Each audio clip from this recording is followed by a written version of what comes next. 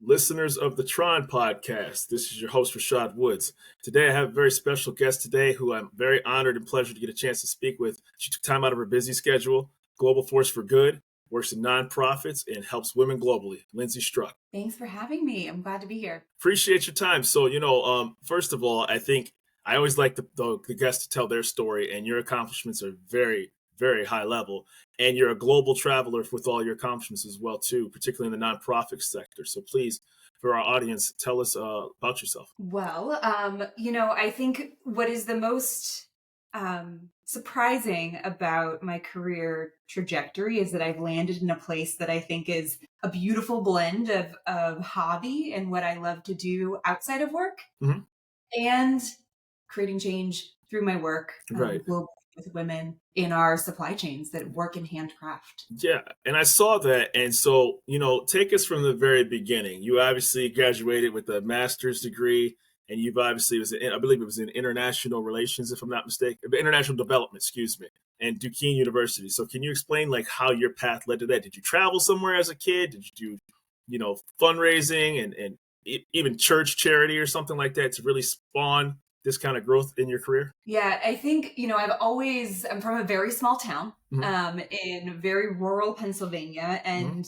I think that in many ways has shaped my, it was quiet, it was peaceful, it was small. And so I went to school and I was in a city. It was Pittsburgh, which is not a huge city, but it was a city. And the excitement about that and the combination of that and the university I went to, Duquesne University, is very service-minded. And so I had this opportunity to kind of bring together excitement and city, and that really lit me up. But then I was also really dropped into a very service-oriented program and university.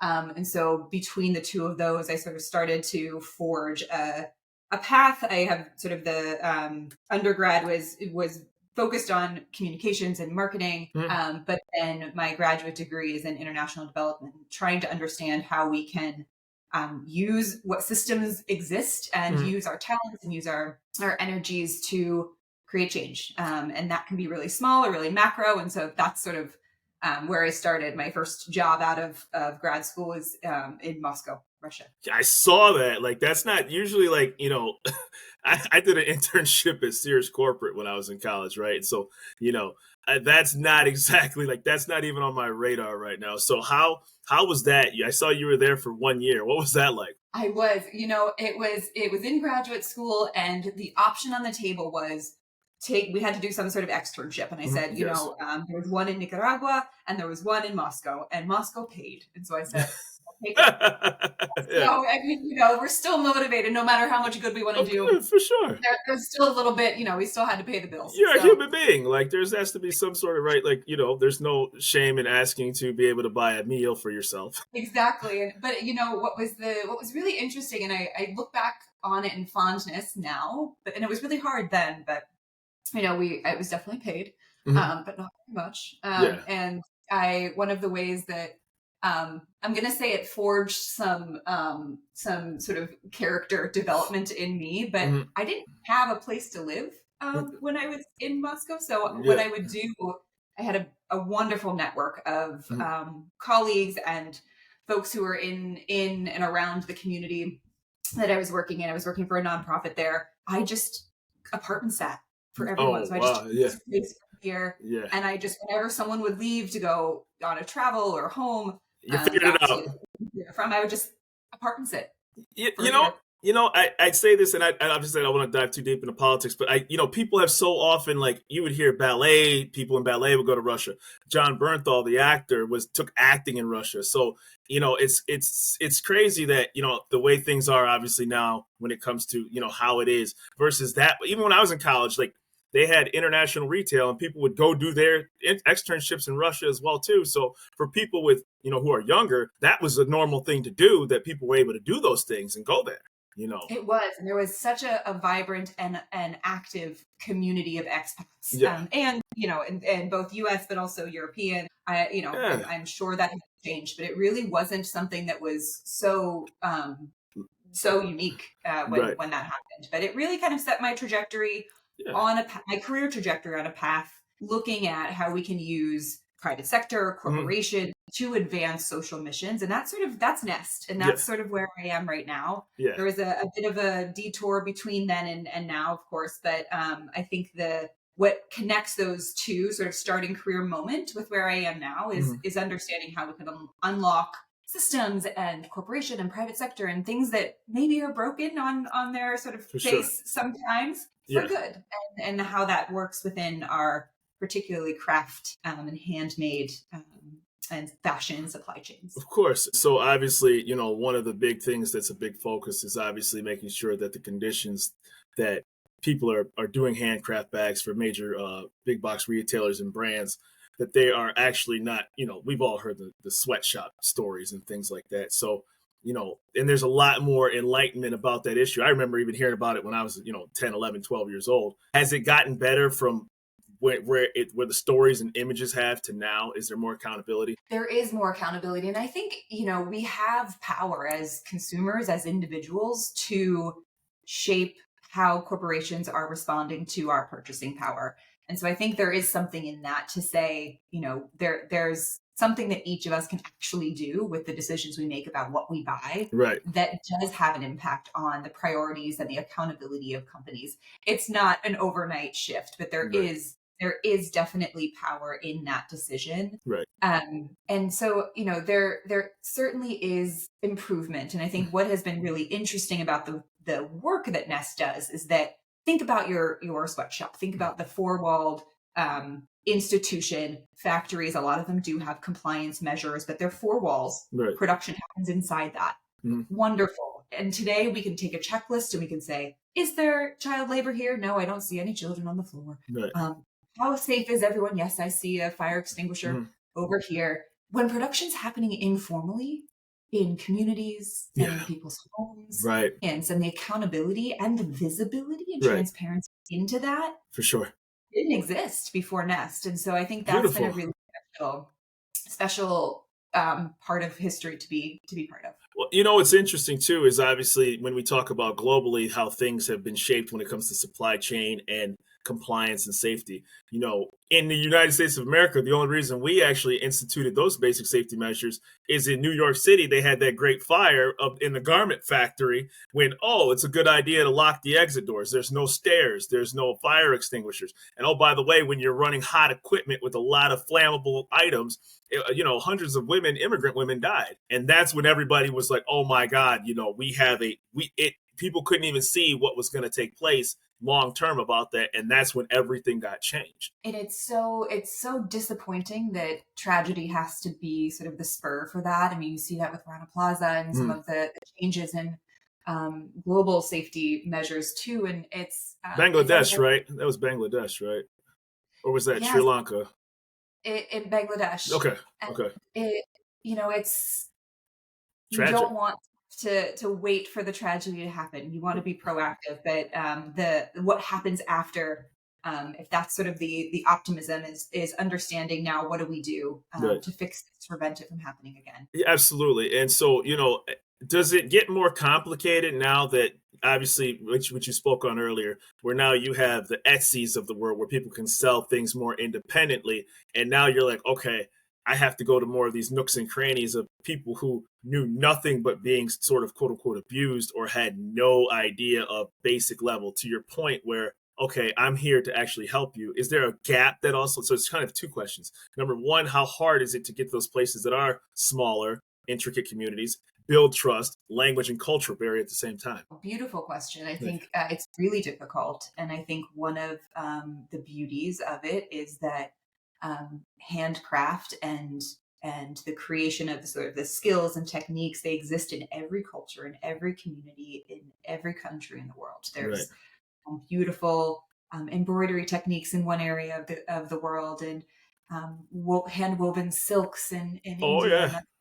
And so you do have the prevalence, as I guess is what I'm saying, of handcraft is everywhere. And so it's not hard to find, but sort of the individuals ensuring that there is visibility through a supply chain, that's the tricky part. Often because there's many layers of what we call subcontracting, where payment and work request is moving hands before it gets from that main vendor down to the final, the artisan, the individual who's doing the handcraft. And so the more that we can shorten that supply chain, or the more that we can at least bring visibility and transparency to that supply chain, it becomes easier.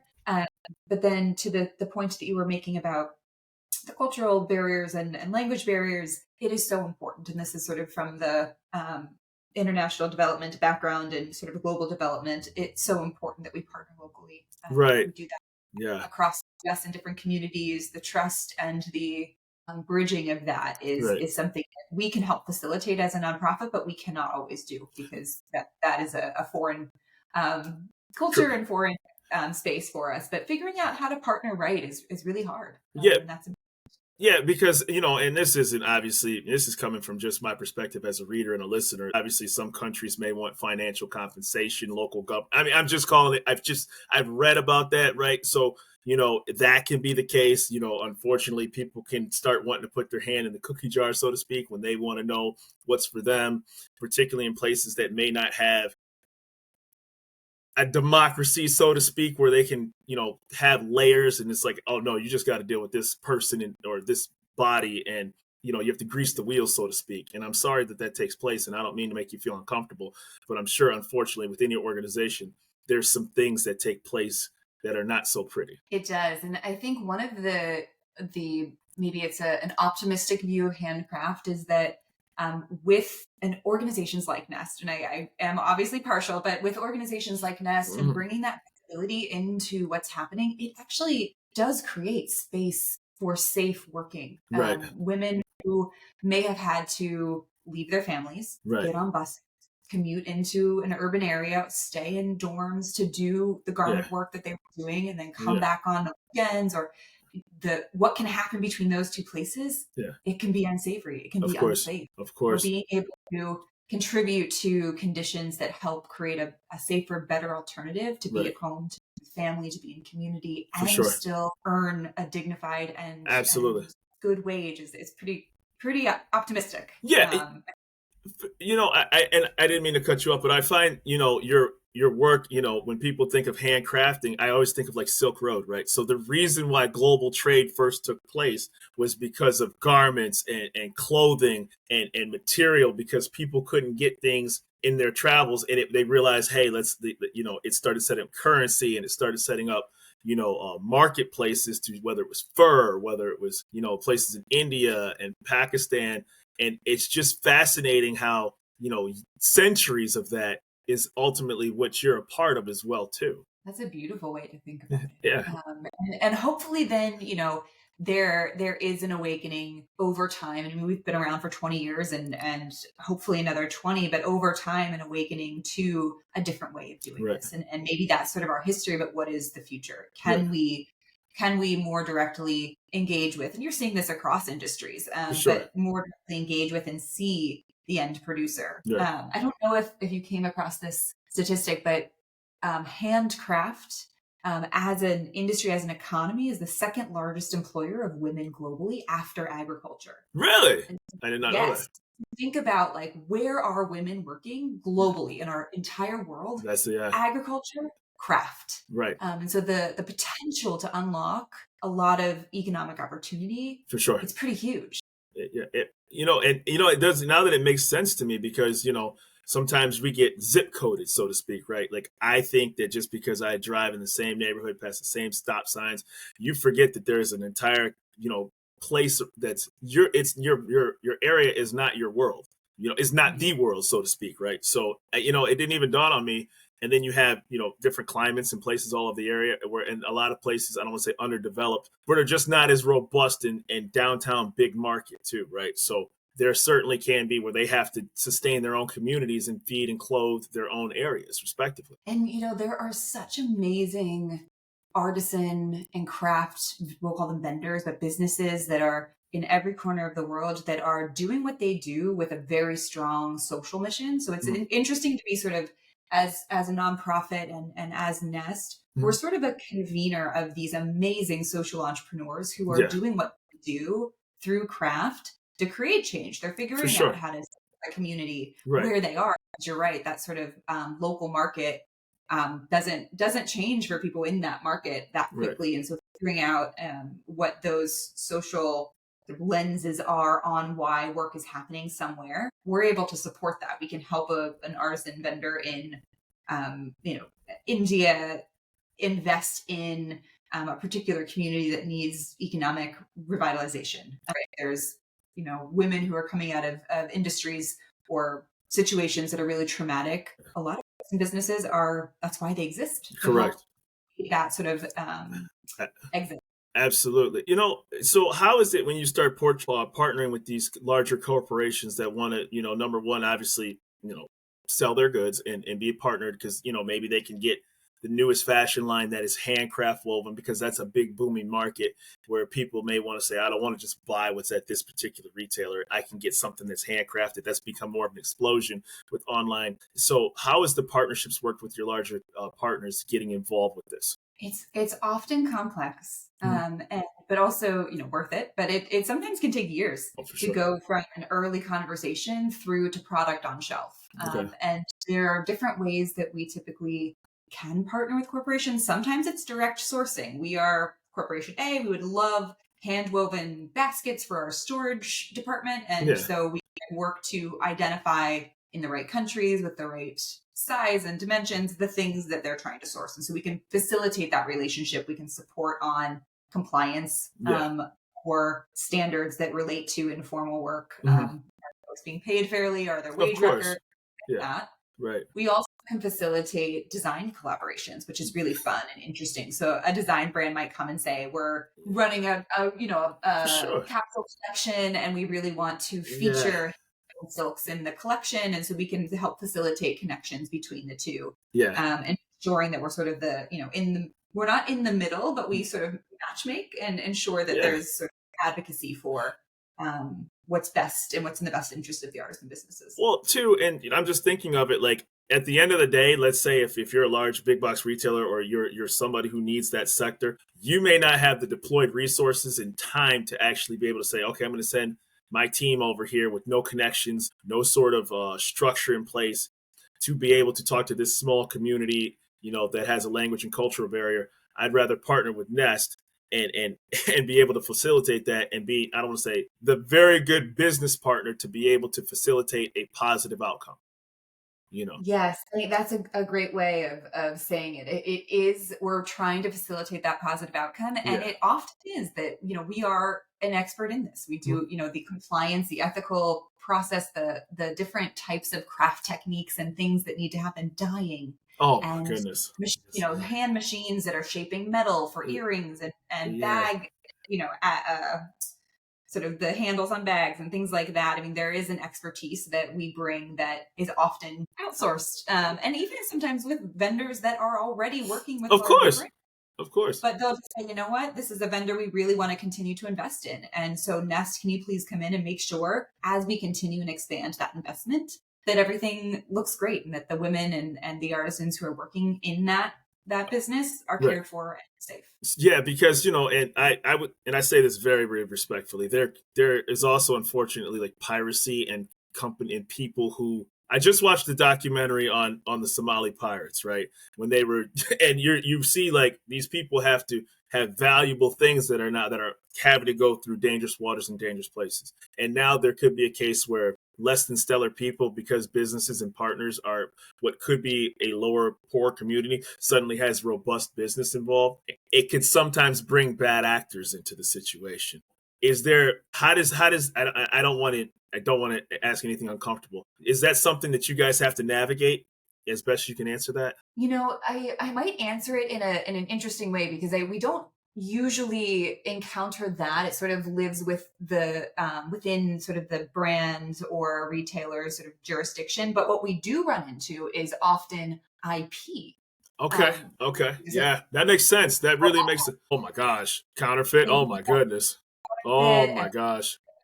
You've got these beautiful indigenous designs with indigenous communities all over the world, in Peru, in Thailand, intentionally or not intentionally, and I duplicated think it's both. And stolen. You have designers going and discovering and being inspired, and that line between being inspired and intellectual theft. Yeah, it's pretty fine. And so we do often encounter that sort of piracy. How are we informing and supporting businesses when it comes to cultural IP and cultural design IP? It's funny too. Like it's almost like the telephone wars, right? Like Alexander Graham Bell. I forgot the gentleman he was having the patent war with. If you look it up, it's crazy, right? Like, and forgive me for not knowing it on the spot, but there was a big deal about who invented the telephone first. When actually, long story short, obviously Alexander Graham Bell won that war. But if you look up, for people who are listening, when it comes to who's the tradition or the first person that gets credit, it's money involved. It's really, really lucrative. And so, does the woman in the small indigenous community get the credit for it? Or is it the designer who, got a sample, made a couple tweaks, patented it, and then unfortunately, the rest is unfortunate history. That's so true. And that is one of the ways that we do work with brands, and particularly at the moment, because there is such upheaval with corporations and tariffs and bottom lines and all of this. One of the ways to kind of avoid direct product is also to license. And so we are kind of in that world as well. Yeah. Brands and artisan businesses who can design, bringing those together. And to your point, does the artisan get paid? Are they getting credit? What does that credit look like? How are we involving those individual designers in the process of transforming their IP, their design into something that the brand would like to use and thinks is marketable? Yeah, because it'd be bad if somebody got a flat fee because that's the most money they've ever seen in their entire life. And then next thing you know, 2 years later, the biggest pop star in the world is wearing this outfit, selling it through the big box retailer, and somebody 7,000 miles away got burned, right? Because maybe they did. Time. Oh my gosh. Yeah, it's crazy. It's unfortunate because I just started thinking about that. I'm like, how often does that really happen? It happens in the US. It happens with a lot of the indigenous communities around the world that we work with. And I think we are, the optimistic side of that is that I think there is increasing pressure on brands to disclose that information. Of course. Give credit, make sure that is very clear. I mean, we're seeing that with other, read the news, and there are some stories that are coming out around brands that didn't do that well or didn't do it right. And sometimes the criticism is well placed. Sometimes it's a little bit maybe misguided, but I think the point is people are asking to make sure that we're giving credit as conscious consumers, and that's a really encouraging for sure motivation. It gets murky because it's like music. There's only so many notes that can be played in music, so it's it gets very murky where there's only so many. I don't say so many designs because I can't scribble inside the lines. Okay, so I'm not coming from a place of anybody's create anything except talking on this show, but it gets murky because people will sit back and say, well, you can't copyright stitching, you can't copyright a pattern, right? Or patent it, or whatever the terminology is appropriate. So it does get very legalese when it comes to what exactly can be actually held credit for a respective person. It's such an interesting field. One of the things that Nest does for the vendors, for the businesses, the artisans, and the craft folks is support them through educational materials. And we have a huge series on cultural and design IP and what that means. When is it inspiration? When are you taking it too far? Yeah. Is there a community when no one owns it, but it represents a community? How do you take that design or that iconography and use that in a respectful way? So you're spot on with that. It's what's that line? And when am I on the right side or the wrong side of it? It's really tricky, but we try and bring experts in to fill in those gaps where we don't know best as an organization. But I think that's part of the power of Nest. In some ways, a lot about compliance and supply chain, but we also know that there's so much more to that. And so who can we bring in to really support and be cross industry, cross sector partners in supporting this handcraft economy. So how many employees are with the company, if I could ask, real? We have 34. Wonderful. And so I just didn't know, on your global reach, if you had a global, if there were, I know there's partners and third parties and things of that nature, but directly with you, 34. Okay. 34 directly employed. And we have staff all over the world. We did have an office in New York for years, and post-pandemic closed our office. And so we're all remote. So we've kind of got a good spread across time zones, and of course use local partners for a lot of the on the ground work, but 34 strong. That's absolutely fantastic. I really legitimately I've had wonderful guests, but like being able to be like you're like a History Channel meets like the ultimate supply chain. And it's like, man, like I watch documentaries because every time I hear you talk, I keep thinking of, people from 700-800 years ago who were literally just setting up ports and shops, selling goods and materials and being merchants. And that was the beginning of facilitation of larger transactions that took place. And, picture yourself as somebody from a particular country and you see all these goods that this country has. And, we can get into the good, the bad, and the ugly that took place. But just the visual of like, oh my gosh, you guys make this. Like, oh my gosh, you all make this. And then you go back to your country and you say, they have all this here. There's something that has to take place to get something involved with us in this. And yes, it was ugly. We all know things didn't go, we know the dark side to it. But eventually, like seeing how the world evolved and how you can have these clothes from these other places and have these merchant ports and you can have these, it just blows your mind. It really was the first and original true luxury, is some of the like beautiful colors and fabrics that were created. And just, it's so inspiring to be part of a company and to see the creativity and the humanity, especially in an age where we have so much AI and technology and to touch and to feel and to see and to know that someone created something so beautiful. Right. It's really inspiring every day. Yeah, like a lot of major clothing makers started because they had to clothe soldiers for war, right? So that's how the beginning of it started. I believe it was Louis Vuitton, right? He gave, like, it was, I don't want to muddle the story, but it was like, when people would travel and they needed bags to carry for either royalty or soldiers and things like this, you start making handbags. And then the greatest luxury brand in the world started in that manner, right? When, soldiers' uniforms and giving princes and dignitaries clothing, that's where the beginning of a lot of this stuff took place. And it's wonderfully fascinating when you get down that wormhole. It sure is.